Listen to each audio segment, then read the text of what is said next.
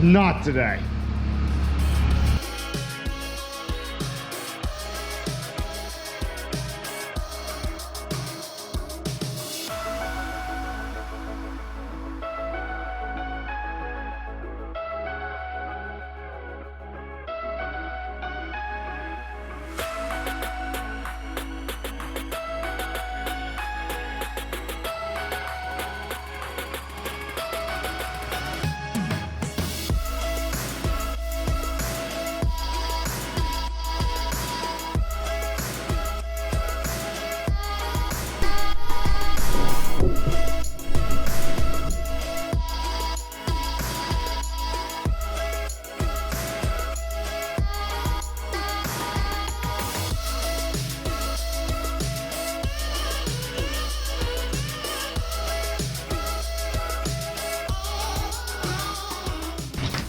Hello and welcome back to the channel. Hope everybody's having a good weekend so far. Yeah, we still have quite the mess from the other night. Yeah, let me clean this up first. Well, that is much better. Got a lot of metal shavings up off the floor from the other night. It was just a mess. Hello guys, welcome back to the channel. Welcome back to the garage. So it is another beautiful day here in Pennsylvania. This week has been phenomenal, especially for the middle of July. The temperature has been right there, you know, not too hot, not too humid, but perfect. No rain, nothing. Though I think it's supposed to rain on Monday, thunderstorms, but oh well. Got the grass cut. Just been a good week so far. Last night, I was planning on working on the truck, but a friend of mine called me and we took the old 870, the old Remington, took her out for a spin and shot some clay birds. So we went out clay bird shooting last night. I think I put a whole case of shells through my gun and shoulder's a little sore, honestly. But I love that 870. Just an old pump, but it's my first gun. My father gave it to me and I love it. That thing does not stop. All right, so on to the truck stuff. Tonight, we are not doing anything with cross members or frames or anything.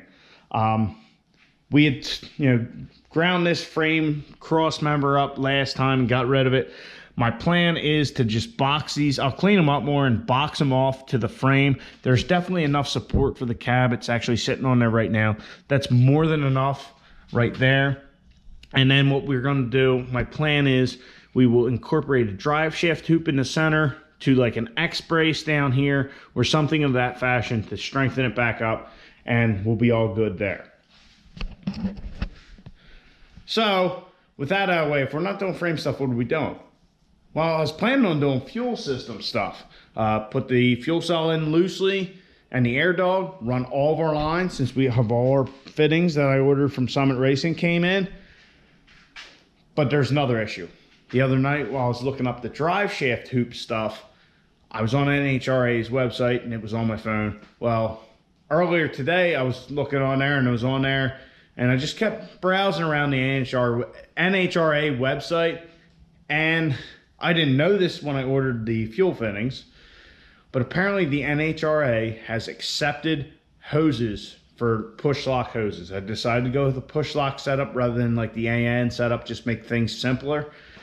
Yeah, they got specific brands and product lines that they accept. Well, these are them. I printed them out. It's on page 83. I have a lot of other stuff here, but really all the stuff in the beginning of this little NHRA document is stuff that doesn't pertain to us and our diesel. But as you can see here, I wrote it down. It's NHRAracer.com. It's under the tech tab and accepted products. So as you can see, AeroEquip, Fragola, Gates, Russell, Jegs, XRP, Summit, Precision. Okay, A lot of brands I've heard of, some stuff I haven't, but none of them are Vibrant Performance. So I decided to go with Vibrant because I heard a lot about their products. They seem to be a very good product, and everybody raves about them. All right, this is a no-brainer. We'll just go with all Vibrant stuff, and it won't be an issue. They're not on the list. So today I ordered all Russell fittings with Parker hose or not Russell, Frigola fittings. I guess that's how you say it. Frigola fittings with Parker push lock hose, which is like under Frigola. I don't know how it works, but I just ordered all the Frigola stuff, and we're gonna have to return all our Vibrant stuff. I mean, some of the stuff we're gonna be able to keep, like this tee, but all our push lock fittings like this, they're gonna have to go back to Summit Racing. Oh, and another thing. Summit Racing changed their sticker setup, which nobody really cares about these stickers that Summit and Jegs give you. But Summit always had that cool sticker that said, "Look all you want, but please don't touch." And then you could put it on, something like this or something junky, and it was funny. You don't get that anymore with this 50 years thing. That's the one thing I was looking forward to with the stickers. Anyway, with that dumb shit aside, on that website, there's a lot of good information. I actually purchased the rule book as well, so that way I have a rule book to flip through. You can find it on the internet, but I think it's good to have like a little pocket guide so I can just check in on it, and rather than having to pull the phone out, all that stupid stuff, just have it with me. So another thing I got was the SFI specs. So like transmission blankets, stuff like that, tells you how long they're good for. It's just like a quick reference guide. But within this, charts and formulas page, which is basically like a quick reference for your speed in the quarter mile and what you need. So as you can see, it gets into some stuff with SFI certs and all that, but we'll go down to something simple like locking dipstick tube. So if you're below an 11-second quarter mile, you're supposed to have a locking dipstick tube. Other than that, they don't really care. So this is just a little chart to make things easy. Honestly, it is a bit confusing after I say that, because you have things like this 4:8 with the parachute. I'm not exactly sure what that means. Yeah, I honestly don't know why you would need a parachute with a 10. 4:8 4:8. I'm not 100% sure what that means. I just was looking at the Y's. Basically, we're in this range, so it's saying we need roll bar padding, but we don't have a roll bar, but we should have a roll bar. And if we exceed 135 miles an hour, we should have a roll cage. We should have tail lights. Reverse lockout, transmission shield. You guys get the picture. It's just a good little reference, which the more I look at it, the more confusing it gets. I looked at it real quick. I said, oh, that's great. And now I look at it a little more in depth. Just kind of confusing. I just figured that was some good information that would help you guys out if you're doing something like this. The plan is to race the truck, so I definitely want to try and have my ducks in a row as best I can, so we don't go to a track or an event and then just get shut down after a pass or not pass tech. So like the fuel line thing, would it ever be an issue? I have no idea, but since we haven't done it yet, let's try and do it right. With all that documentation stuff that I found out of the way, what are we getting into tonight? So I'm looking over the truck and I'm thinking about what we can do. What we can't do, I really need to have the transmission or something mocked up here in order to figure out what I want to do with the cross member and our drive shaft tube. So I figured let's get to the stuff we're not going to be able to do when the transmission's in. So the first thing we can't do while the transmission's in is get rid of this insulation. We don't need it anymore. It's going to be hot in that cab no matter what. There's nothing to burn up there. So we can get rid of all this insulation. This shielding here, because yes, I'm planning on putting the exhaust back in, and as somebody commented, cutting off 2-pound bump stops but leaving 10-pound exhaust for pride. Yeah, I want to just show that little cutoff thing that I made, that cutout, that switchable hood stack works. That's all. So sue me. Anyway, we're gonna get rid of all this heat shielding.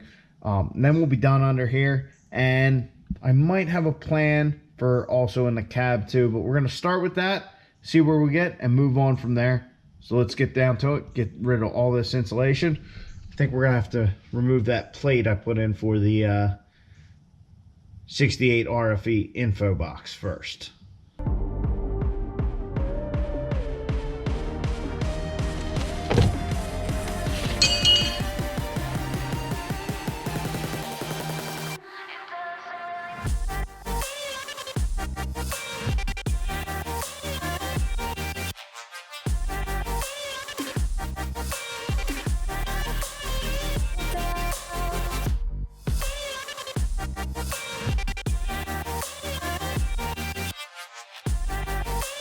All right, well, those heat shields didn't take much. A couple bolts over here, a couple snaps over there, and they're out.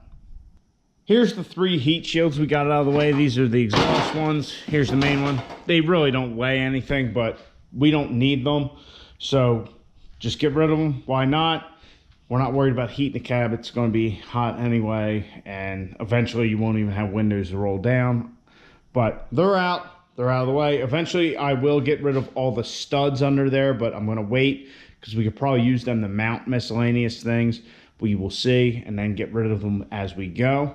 But that being said, we've done the transmission in this enough. It's not hard, but it could be easier. When I say it could be easier, there's 2 bolts. Those top 2 right there. Right here, there's 2 bolts. Wouldn't it be a lot easier just come in here and put them in from the cab rather than reaching up over the transmission? I think so. So I'm thinking that if we slice the floor right here and down, and just make a nice little access panel, then we can get those 2 bolts fairly simple. We could put a couple nut circs in and just bolt down a piece of aluminum. We'll be good to go. Get rid of this hunk of shit here. Get rid of a little bit of the floor. No big deal. I will take the anteater out and just put it off to the side for now. We will be relocating it indefinitely at some point. But for now, you know, I got the wires going through the floor here. We'll just leave it kind of loosely connected. But we're going to get rid of this little piece right here. We'll make a plate up. No big deal. This is not a big thing like the cross member in the back here that we got rid of the other night. So we're going to cut that out and move on from there.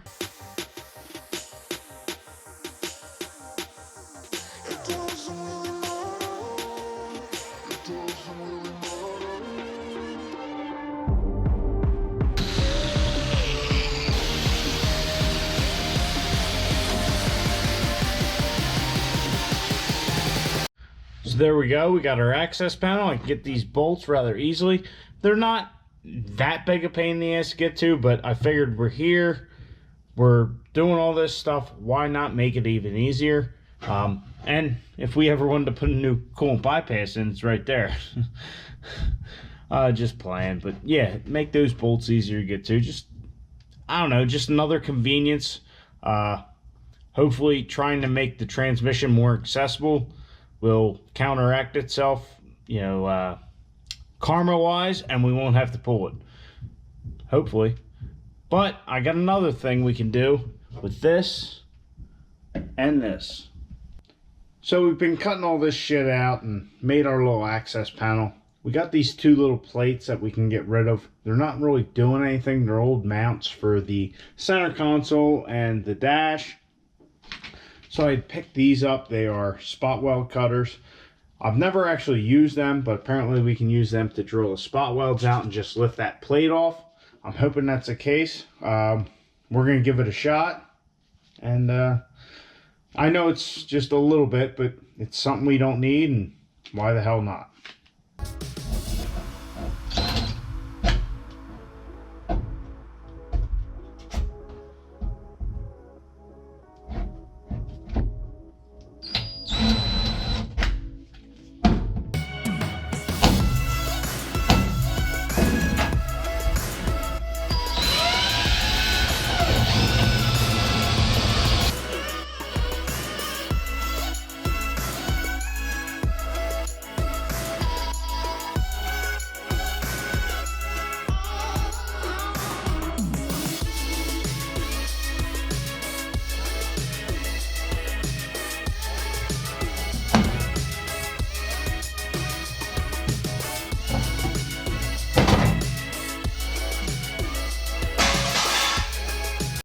Well, both those little brackets are out.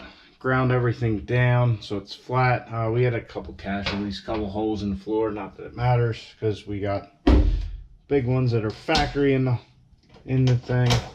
So whatever. But those are out. The spot weld drills, they work, but they're a bit of a pain in the ass.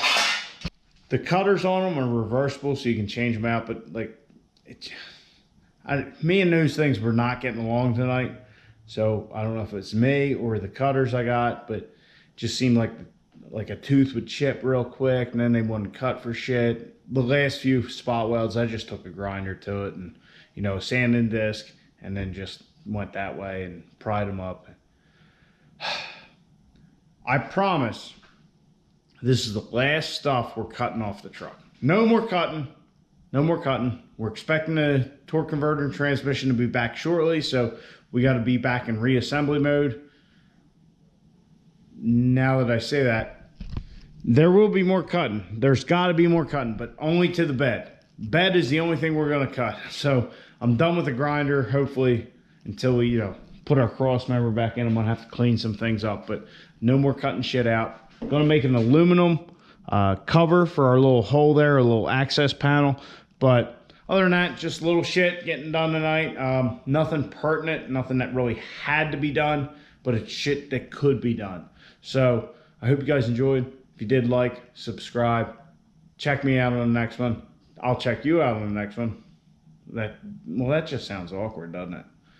Anyway, get out in your garage, get the wrench on your truck.